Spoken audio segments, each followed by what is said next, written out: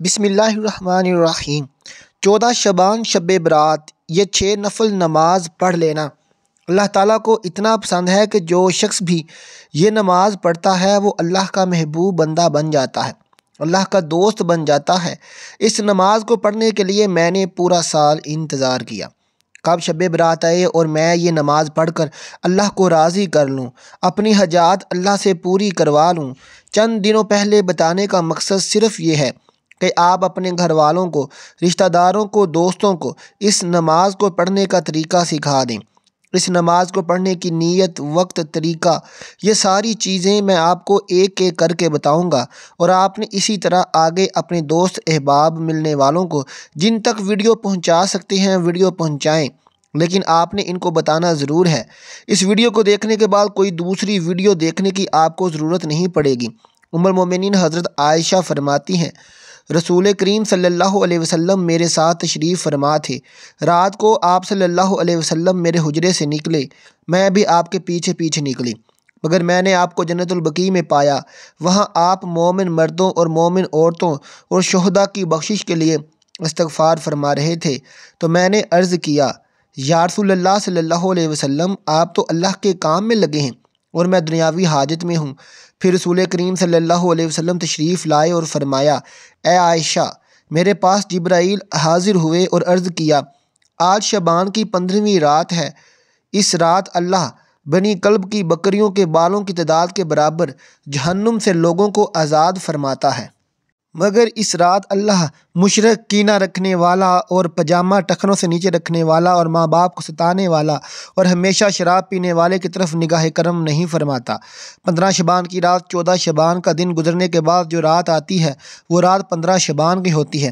مغرب کے وقت اسلامی تاریخ بدل جاتی ہے۔ اسلامی مہینے میں 14 شعبان کا دن گزرنے کے بعد 15 شعبان کی جو رات آتی ہے اس رات کو شب برات کہا جاتا ہے۔ مغرب کے وقت سے طلوع فجر تک یہ رات شب برات کی رات ہے۔ اب اس رات میں مغرب کی نماز کے بعد عشاء سے پہلے 6 رکعت نفل نماز ادا کی جاتی ہے۔ تو وہ 6 رکعت کس طرح ادا کرنے ہیں وہ طریقہ کار آج میں بتاؤں گا۔ دوستو، ماہ رمضان کے علاوہ اسلام میں ماہ شعبان کے روزوں کی فضیلت اس بات کی گواہی دیتی ہے کہ شعبان کا مہینہ عبادت اور نجات کا مہینہ ہے۔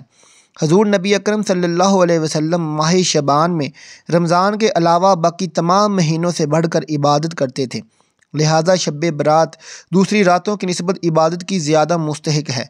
حضرت عبداللہ بن عمر رضی اللہ تعالیٰ عنہ فرماتے ہیں کہ 5 راتیں ایسی ہیں جن میں دعا کبھی رد نہیں کی جاتی۔ نمبر 1 جمعہ کی رات، نمبر 2 رجب کی پہلی رات، نمبر 3 شعبان کی 15ویں رات، نمبر 4 دونوں عیدوں کی راتیں۔ علامہ ابن تیمیہ رحمۃ اللہ علیہ شب برات میں عبادت اور قیام پر لکھا ہے کہ جب کوئی بھی انسان نصف شعبان کی رات کو اکیلا یا جماعت کے ساتھ نماز پڑھے، جیسا کہ سلف میں سے بہت سارے گروہ اس کا اہتمام کرتے تھے، تو یہ بہت خوب ہے۔ شب برات ایسی مبارک رات ہے جب اللہ عز و جل آسمان و دنیا پر جلوہ افروز ہوتے ہیں، اور اس رات زندگی اور موت اور نجات مغفرت کے فیصلے ہوتے ہیں۔ اس رات اجتماعی طور پر خشوع و خضوع سے گھروں اور مساجد میں عبادت کرنی چاہیے۔ گھر میں برکت کے لیے اہل خانہ کو چاہیے کہ وہ بچوں کو ایک ساتھ بٹھا کر تسبیحات اور نوافل ادا کریں۔ بزرگوں کا فرمان ہے کہ جو بندہ رزق اور روحانیت، بندش و علم، صحت، ترقی، روزگار، شادی بیاہ میں تاخیر سمیت ایسے مسائل سے دوچار ہو تو اسے صدقے دل سے معافی مانگنی چاہیے۔ آیت کریمہ اور تیسرے کلمے کے علاوہ سورۃ فاتحہ، سورۃ الملک، سورۃ یاسین کی پڑھائی کا بطور خاص اہتمام کریں۔ نماز تہجد ادا کرنے کے بعد سر مسجود ہو کر استغفر اللہ کثرت سے پڑھیں، پھر دست دعا اٹھا کر آنسو بہائیں اور امید رکھیں کہ اس رات اللہ کریم اس پر اپنی رحمت کا نزول فرمائیں گے، دل کی مرادیں پوری ہوں گی۔ شعبان کی 15ویں رات شب برات کہلاتی ہے، یعنی وہ رات جس میں مخلوق کو گناہوں سے بری کر دیا جاتا ہے۔ تقریباً 10 صحابہ کرام رضوان اللہ اجمعین سے اس رات کے متعلق احادیث منقول ہیں۔ حضرت عائشہ صدیقہ فرماتی ہیں کہ شعبان کی 15ویں شب کو میں نے نبی کریم صلی اللہ علیہ وسلم کو اپنی آرام گاہ پر موجود نہ پایا، تو تلاش میں نکلی، دیکھا آپ جنت البقیع کی قبرستان میں ہیں۔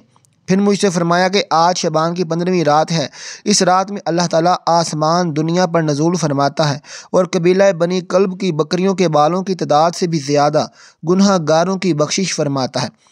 دوسری حدیث میں ہے اس رات میں اس سال پیدا ہونے والے ہر بچے کا نام لکھ دیا جاتا ہے، اس رات میں اس سال مرنے والے ہر آدمی کا نام لکھ دیا جاتا ہے، اس رات میں تمہارے اعمال اٹھائے جاتے ہیں اور تمہارا رزق اتارا جاتا ہے۔ اسی طرح ایک روایت میں ہے کہ اس رات میں تمام مخلوق کی مغفرت کر دی جاتی ہے سوائے 7 اشخاص کی، کہ وہ یہ ہیں: مشرک، والدین کا نافرمان، کینہ بغض رکھنے والا، شرابی، قاتل، شراب ٹخنوں سے نیچے لٹکانے والا اور چغلی خور۔ ان 7 افراد کی اس عظیم رات میں بھی مغفرت نہیں ہوتی۔ افضل یہ ہے کہ اس رات میں عبادت کیا کرو اور دن میں روزہ رکھا کرو۔ اس رات میں اللہ تعالیٰ اپنے بندوں کی طرف متوجہ ہوتے ہیں اور اعلان ہوتا ہے: کون ہے جو گناہوں کی بخشش، رزق میں وسعت طلب کرے؟ کون مصیبت زدہ ہے جو مصیبت سے چھٹکارا حاصل کروائے، بخشش کروائے؟ کون ہے رزق میں وسعت طلب کرے؟ کون مصیبت زدہ ہے جو مصیبت سے چھٹکارا حاصل کرنا چاہتا ہے؟ ان احادیث مبارکہ اور صحابہ کرام رضوان اللہ اجمعین اور بزرگان دین کے عمل سے یہ ثابت ہوتا ہے کہ اس رات میں 3 کام کرنے میں قبرستان جا کر مردوں کے لیے ایصال ثواب اور مغفرت کی دعا کی جائے۔ لیکن یاد رہے کہ نبی کریم صلی اللہ علیہ وسلم سے ساری حیات مبارکہ میں صرف 1 مرتبہ شب برات میں جنت البقیع جانا ثابت ہے۔ اس لیے اگر کوئی شخص زندگی میں 1 مرتبہ بھی اتباع سنت کی نیت سے چلا جائے تو اجر و ثواب کا باعث ہے، لیکن پھول پتیاں، چادر چڑھاوے اور چراغاں کا اہتمام کرنا اور ہر سال جانے کو لازم سمجھنا، اس کو شب برات کے ارکان میں داخل کرنا، یہ ٹھیک نہیں ہے۔ جو چیز نبی کریم صلی اللہ علیہ وسلم سے جس درجے میں ثابت ہے اس کو اسی درجے میں رکھنا چاہیے۔ اس کا نام اتباع اور دین ہے۔ اس رات میں نوافل، تلاوت، ذکر و اذکار کا اہتمام کرنا ہے۔ اس بارے میں یہ واضح رہے کہ نفل ایک ایسی عبادت ہے جس میں تنہائی مطلوب ہے۔ یہ خلوت کی عبادت ہے، اس کے ذریعے انسان اللہ کا قرب حاصل کرتا ہے، لہذا نوافل وغیرہ تنہائی میں اپنے گھر میں ادا کر کے اس موقع کو غنیمت جانے۔ نوافل کی جماعت اور مخصوص طریقہ اپنانا درست نہیں ہے۔ یہ فضیلت والی راتیں شور و شغب اور میلے اجتماع منعقد کرنے کی راتیں نہیں ہیں، بلکہ گوشہ تنہائی میں بیٹھ کر اللہ سے تعلقات استوار کرنے کے قیمتی لمحات ہیں، ان کو ضائع ہونے سے بچائیے۔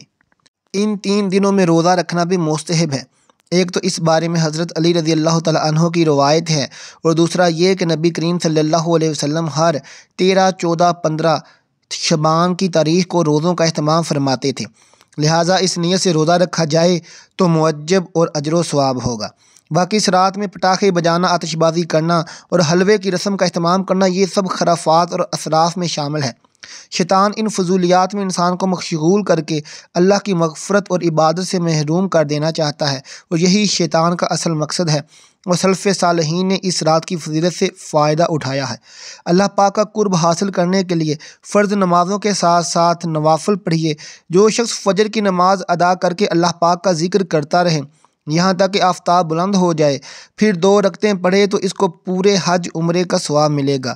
حدیث مبارکہ کا مفہوم ہے، حضرت ابو ہریرہ رضی اللہ تعالیٰ عنہ سے مروی ہے، حضور پاک صلی اللہ علیہ وسلم فرماتے ہیں، اللہ پاک نے فرمایا: جو میرے کسی ولی سے دشمنی کرے، اس سے میں نے لڑائی کا اعلان کر دیا، اور میرا بندہ جن چیزوں کے ذریعے میرا قرب چاہتا ہے ان میں مجھے سب سے زیادہ فرائض محبوب ہیں، اور نوافل کے ذریعے ثواب حاصل کرتا رہتا ہے یہاں تک کہ میں اسے اپنا محبوب بنا لیتا ہوں۔ اگر وہ مجھ سے سوال کرے تو اسے ضرور دوں گا، اور پناہ مانگے تو اسے ضرور پناہ دوں گا۔ حدیث مبارکہ کا مفہوم ہے، آقا علیہ الصلوۃ والسلام صلی اللہ علیہ وسلم نے فرمایا: جو شخص وضو کرے اور اچھا وضو کرے اور ظاہر و باطن کے ساتھ متوجہ ہو کر 2 رکعت پڑھے، اس کے لیے جنت واجب ہو جاتی ہے۔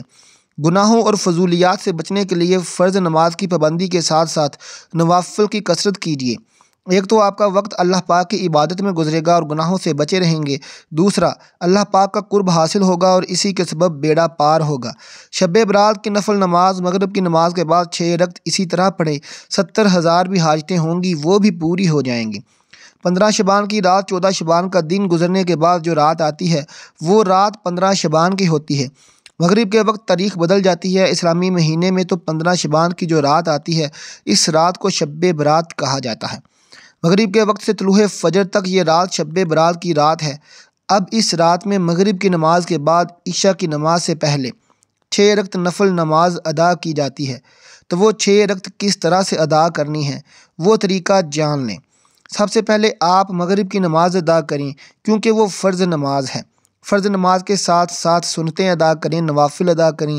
یہ سب ادا کرنے کے بعد آپ اطمینان اور سکون کے ساتھ کھڑے ہونے کے بعد 6 رکعت نفل نماز آپ کو ادا کرنی ہے۔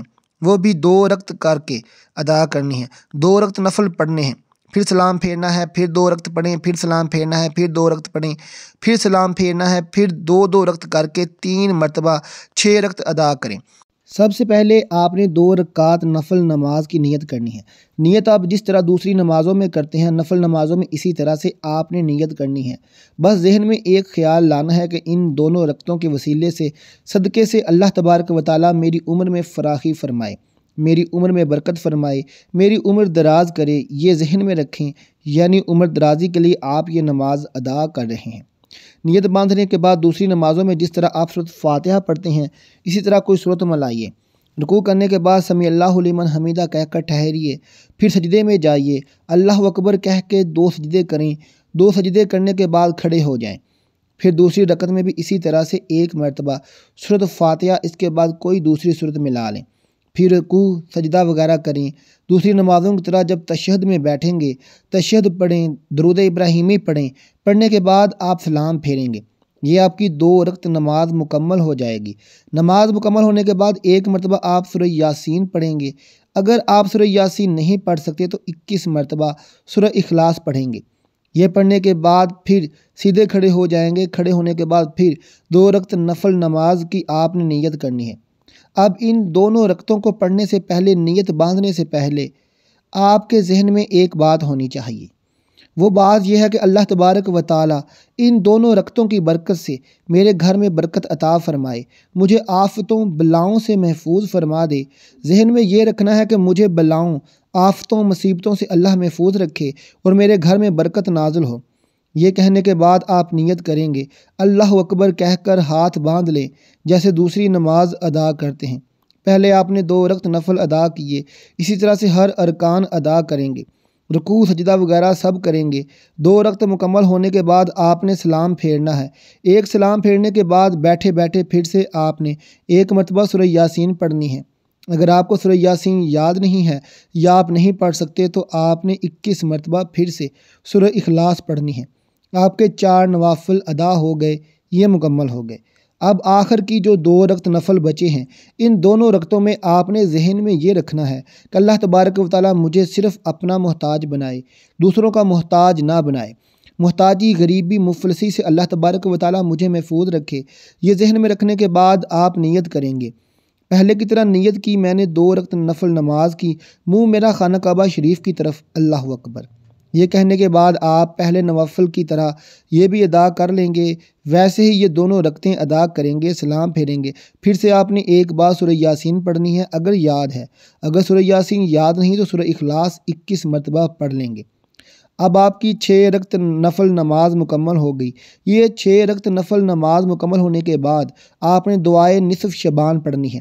اگر آپ کو دعائے نصف شعبان یاد نہیں ہے تو آپ سن بھی سکتے ہیں اور پڑھ بھی سکتے ہیں۔ دعائے نصف شعبان پڑھنے کے بعد آپ دعا کریں گے اور دعا میں ان 3 چیزوں کے بارے میں ذکر کریں گے۔ یا رب العالمین، ان نوافل کی برکت سے، شب برات کی برکت سے میری عمر دراز عطا فرما، میری عمر میں برکت عطا فرما۔ اس کے بعد دعا کریں گے، یا اللہ، یا رب العالمین، ان 6 رکعت نفل نماز کی برکت سے میرے گھر میں برکتیں نازل فرما اور مجھے آفتوں، بلاؤں اور تمام مصیبتوں سے محفوظ فرما۔ اس کے بعد یہ دعا کریں گے، ان نوافل کی برکت سے مجھے محتاج، غریبی، مفلسی سے محفوظ فرما۔ اس کے بعد جو بھی آپ کے ذہن میں، دل میں اللہ تعالیٰ سے آپ مانگنا چاہیں مانگیں۔ ان نوافل کی برکت سے آپ کی تمام حاجتیں پوری ہوں گی اور اللہ تبارک و تعالیٰ آپ پر رحم فرمائے گا، برکتیں نازل فرمائے گا۔ دعا ہے اللہ تعالیٰ ہم سب کو اس رات عبادت کرنے کی توفیق عطا فرمائے، آمین ثم آمین۔ ناظرین، اپنے رزق میں برکت میں وسعت اور خوشحالی کے لیے اللہ کے 99 ناموں میں سے ایک نام کمنٹ میں لکھ دیں۔ ملتے ہیں آپ سے اپنی اگلی ویڈیو کے ساتھ۔ ویڈیو کا لنک دوستوں، رشتہ داروں میں شیئر ضرور کیجیے گا۔ اپنا خیال رکھیے گا۔ اللہ حافظ۔